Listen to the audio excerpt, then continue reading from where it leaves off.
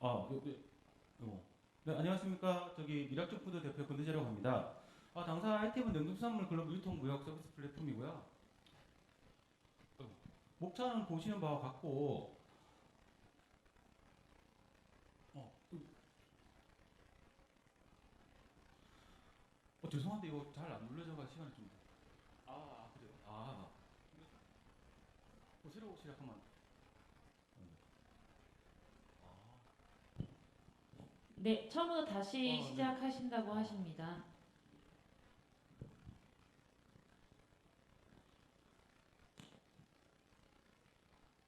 네, 조금 더 앞에 나오셔서 진행하시면 될 것 네네. 같습니다.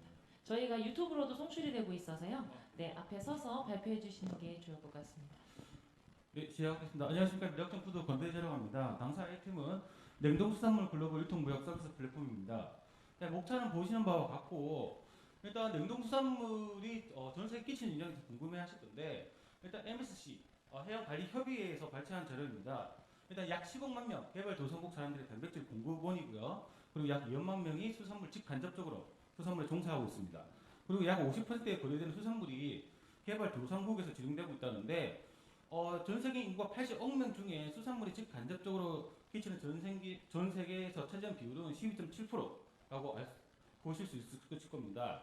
일단 국내에 냉동수산물 거래 현황을 보시면 일단 해양수산부 자료이고요. 그리고 제가 3,000원 키로에 3,000원 적용해서 산정하였을 때 수출은 2.1조 원, 수입은 약 18조 원, 국내 거래 한 20조 원 추정하고 있습니다. 그래서 당사는 여기서 한 5% 정도 대중 5종 중심으로 진행할 계획이고 글로벌 기준으로 했을 때는 한 0.1% 정도 차지합니다.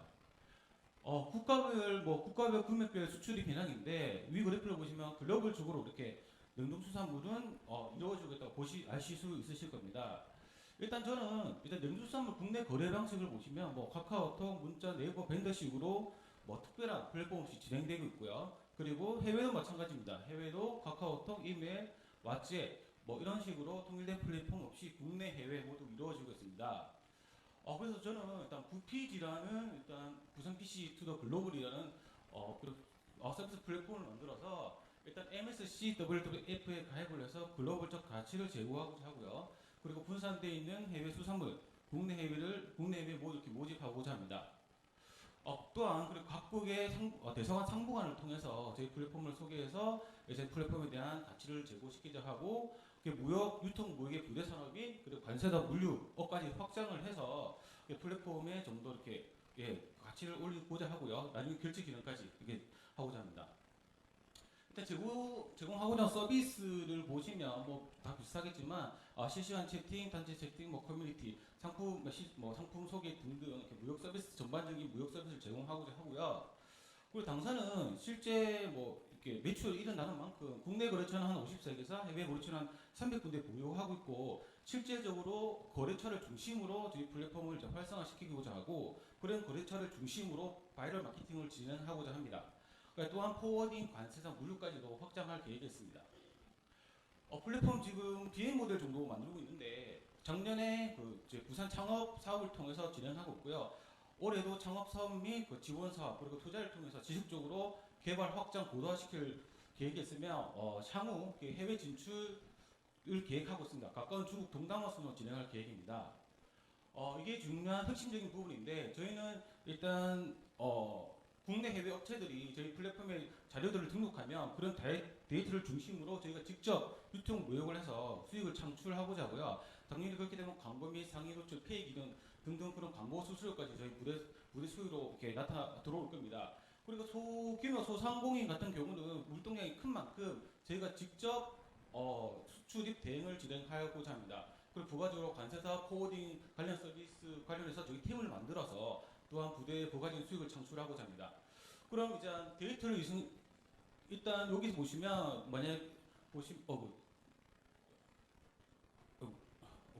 보시면 일단 데이터를 이용해서 투자가 들어오면 저희가 직접 그 투자금을 이용해서 무역을 진행하고자 하고요. 향후 1 매출 한 2억 원 정도 해서 월 매출 40억 정도 이렇게 하고자 하는데 컨테이너는 천적 5천만 원 잡았는데 새우나 랍스터 그런 품목을 다 이렇게 품목별 다 상이하기 때문에 그런 품목별로 이렇게 차이는 있을 거고요. 그리고 그리고 저희 포워딩, 뭐 통관 이런 서비스를 이용해서 뭐 저희 1매출 100만 원 내외에서 뭐 뭘로 치면 한 2천만 원 정도 이렇게 수익이 날 거라고 확진합니다. 해당 부분이 중요한 부분인데 궁극적인 저희 최종 매출은 1 40억, 월 하면 800억 정도 되고요.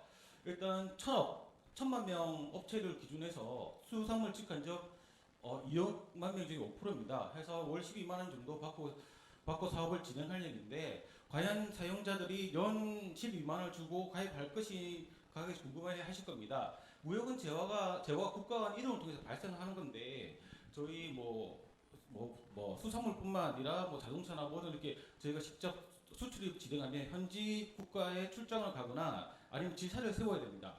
그렇게 되면 뭐 한 번 출장 갈 때 몇백만 원씩 이렇게 비용이 발생할 텐데 저희는 각국의 파트너를 모집해서 직접 수산물을 선적 가약할 때 건품 서비스 진행할 계획인데 그런 거에 비하면 훨씬 저렴한 비용이라고 생각됩니다. 그래서 저희 초기 투자 목표 금액은 10억으로 잡았습니다. 서비스 개발이 한 2억 정도 이렇게 잡았고 실제 냉동수산물 판금의 무역 유통에 6억을 잡았습니다. 저희는 실질적인 플랫폼을 실질적인 거래처를 통해서 운영할 계획이기 때문에 6억을 잡았고요. 기타 운영비 2억을 잡았습니다. 신규 인력 및 사무실 운영 기타 등등입니다. 그리고 저희 미락점푸드는 현재 수익이 나고 있습니다. 수익이 나고 있고 매출이 나고 있습니다. 2020년 창업 초기에 저희 31억 매출이 났고 작년에 39억, 올해 제가 12월 말까지 이렇게 산정을 하니까 한 55억 정도 매출이 났습니다. 그래서 저희는 무조건적인 매출 성장을 위한 매출 발생을 시키지 않을 것이며 사용자 모집을 위한 무문제랑 쿠폰 반액 이건 내실 없는 만성적인 적자가 아닌 내실 경쟁을 통해서 성장을 하도록 하겠습니다. 발표 약 40초 남았습니다. 투자 후 저희는 내년 2023년부터 이렇게 그래프를 나타냈는데 투자 전에는 올해 한 60억 정도 예상했고 내년에 65억, 내후년에 70억 예상했는데 투자가 들어오면 저희는 3년 안에 100억을 훨씬 넘길 수 있는 회사로 성장할 자신이 있습니다. 네, 이상입니다. 네, 감사합니다. 그럼 저희 바로 1위 응답 들어가도록 하겠습니다. 네, 대표님 그 발표 잘 들었습니다. 네. 개발 조직 소개 좀 부탁드리겠습니다. 저희는 현재 무역 유통하는 인원만 2명이 있고요.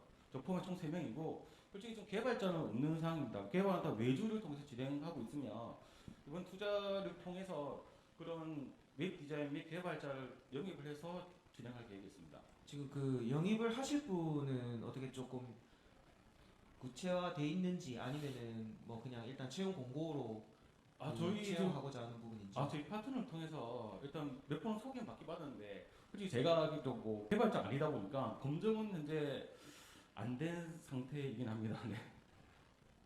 그러면은 결국엔 이게 이제 플랫폼으로 작동하려면은 결국엔 이제 셀 사이드 바이 사이드 고객들이 우리 플랫폼으로 유입이 돼야 되잖아요. 네네네네. 근데 이게 수산물이라는 게 품목도 되게 다양하고 네네 맞습니다. 어종이죠 그러니까. 네네네. 그것도 되게 다양하고 가격이라든지 보관 방법들도 전부 다 상이하고 네네네. 하다 보니까 이게 한 번에 이렇게 브로드하게 영업을 할 수는 없지 않습니까? 왜냐하면 네네. 회사에서 마케팅 비용이라든지 세일즈 비용은 한정적이기 때문에 리소스가 지금 어떻게 초기를 어디에 지금 집중을 하실 계획이신지. 일단 제가 보시면 2009년도에 4조 산업에 입사를 해서 약수산물 한 14년 정도 이렇게 하고 있습니다. 제가 해외 거래처도 한 500군데 되고요. 국내도 신세계푸드, 풀무원, 이마트 다양한 거래처들이 많기 때문에 어느 정도 유저들은 확보된 상태입니다. 실제적인 거래사 저희 플랫폼을 진행한다면 손쉽게 유입될 거라고 저는 확신합니다. 그러면은 지금 이제 말씀하시는 그 고객들은 예를 들어서 아까 풀무원 이게 식품 가공업체라고 보면 되는 건가요? 그렇죠. 아니면 대기업으로 직접 납품하는 게 아니라 대기업들은 어느 정도 손질해서 반가공 상태로 받습니다. 그건 1차 벤더, 1, 2차 벤더에 이렇게 납품할 계획이 있습니다.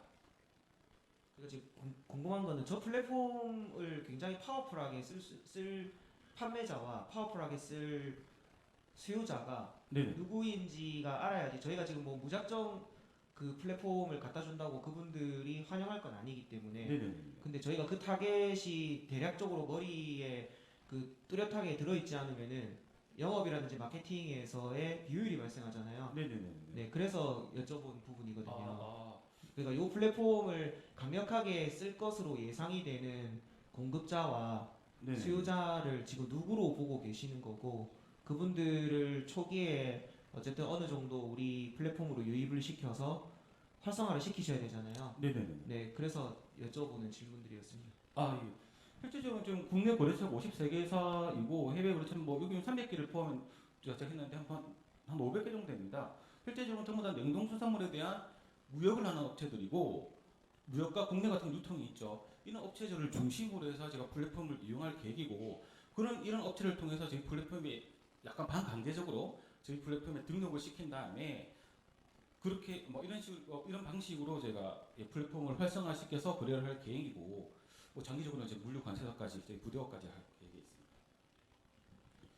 저희가 사실 이제 투자 유치 그 대표님에 대한 업에 대한 그러니까 도메인 날리지는 충분히 이해를 하는데 아, 네네네. 지금은 이제 대표님이 업계에서 쌓아왔던 그 역량들을 플랫폼으로 녹여내야 되는 거잖아요. 네, 그러니까 지금 맞습니다. 이제 플랫폼 사업자가 되시겠다라고 말씀을 하시는 거고 네네. 플랫폼 사업자로서의 투자 유치에 나서는 건데 네, 맞습니다. 사실상 저희가 지금 그쪽 파트에서 조금 중심적으로 그 듣고 싶어 하는 부분이 조금 IR 자료에서 많이 보이지는 않았던 것 같고 아, 네. 그리고 또 플랫폼 사업자로서 대표님을 바라봤을 때에도 그 어떠한 역량 부분들에 대해서 조금 확인하기가 힘든 부분이 있어서 네네. 그런 부분들을 조금 보완해 주시면 훨씬 좋을 것 같습니다. 아, 예, 감사합니다.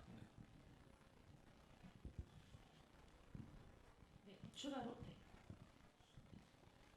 네. 그 앞에 심사역분이랑 연장선상에는 질문일지 모르겠는데 이 플랫폼 뭐 소프트웨어 뭐 이게 우리 회사의 비즈니스 모델을 조금 더 좋게 하는 걸로 중점적으로 활용할 건지 아니면 범용적으로 확장을 해서 다른 곳들도 좀 쓰게 할 건지의 전략이 좀 궁금합니다. 수산물이 일자 산업입니다. 이번에 우크라이나 러시아 전쟁을 통해서 곡물 가격이 출렁이는 것도 보셨고 유가 가격도 이렇게 많이 출렁이지 않습니까?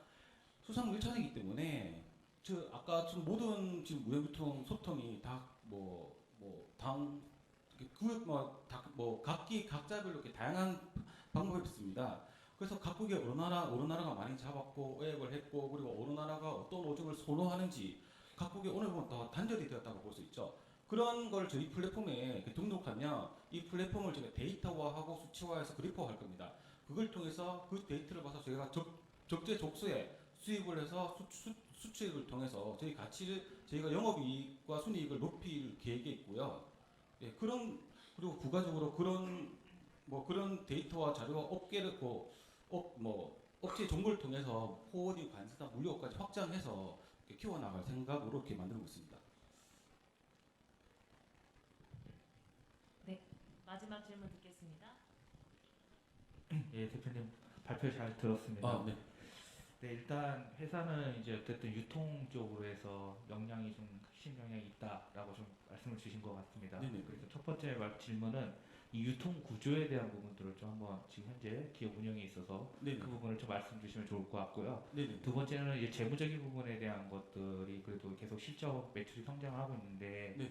질적 성장 관련된 부분에서 지금 현재 그 영업이익률 관련된 수익성 측면에 대한 것들이 지금 현재 어떻게 나오고 있는지에 대한 거랑 그리고 원가 절감 어쨌든 지금은 계속해서 시장을 지금 파이를 키워가고 있고 매출이 성장하고 있다라는 것은 마켓시어가 늘어날 수 있다라는 걸로 좀 볼 수도 있을 것 같아요. 네네. 이제 근데 거기서 더 중요한 거는 질적 성장 관련된 부분에서 네네. 수익성 전략을 어떻게 구사할 것인지 내부 자원이 지금 봤었을 때는 굉장히 한정되어 있는 걸로 좀 보입니다. 근데 1인당 생산성 가치가 그 굉장히 높다고 좀 판단이 돼요. 그러면은 네네. 직접적으로 회사에서 하는 것보다 다른 아웃소싱을 하거나 좀 이렇게 해서 좀 이루어지는 구조 같거든요. 네네. 또 그런 부분도 있고 지금 또 계획 쪽에서는 해외 진출까지 같이 세웠다면 수립을 했다면은 굉장히 많은 인적 자원들이 필요할 거고 물적 자원들이 있을 것 같은데 네네. 그 방식을 또 어떤 방식으로 진행할 것인지 네네. 뭐에 대한 설명 좀 부탁드리겠습니다. 예, 질문이 좀 많으셔. 예, 맞아요. 그래서 일단 무역 같은 경우는 뭐 어찌 보면 이게 유통 무역이라는 게